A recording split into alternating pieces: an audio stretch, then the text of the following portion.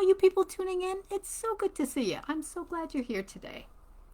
Today, I want to talk about finally being relaxed. Now, you're like, what are you doing? Some like guru meditation? No, no. I'm not talking about that at all. What I do want to talk about is the fantastic experience I had at the chiropractors. Now, getting crunched at the chiropractic, it's not network chiropractor. That's more energy, even though they're touching the bones. To me, it is anyway. But I'm talking about what we call crunch and go. And I know that it takes a lot to trust this individual, even though I go to the same ones most of the time. There's just sort of like this pressure they put down, and I like I cringe, and I'm like, okay, don't tense. They need to move it. So today, I finally got to that sweet spot. I was in the zone, and I was relaxed and trusting, and crunch, crunch, crunch. And I was so pleased with myself because sometimes I just brace myself for impact, and I'm like, it's coming. I know it is. And today, I was just like, oh, just do your thing.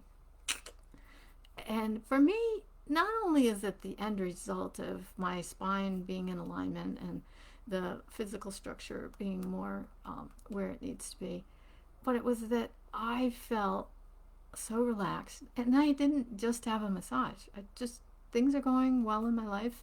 And I just like, this is an accomplishment for me to just sit there and say, okay, do your thing. Even though there's pressure, the mind says, beware, be careful.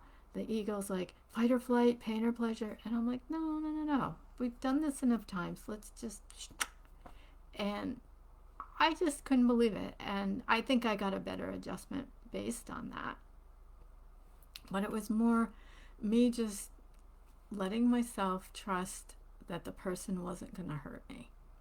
Now, I've had only one massage where the massage student like nailed me to the table. He just kind of got his elbow in there and just dug in, and I was like, I can't breathe, lift up. That was the only time I would say that it was extreme, that I could say that I'd have to intervene. But the rest of them, nah, just adjusting and changing and turning and twisting.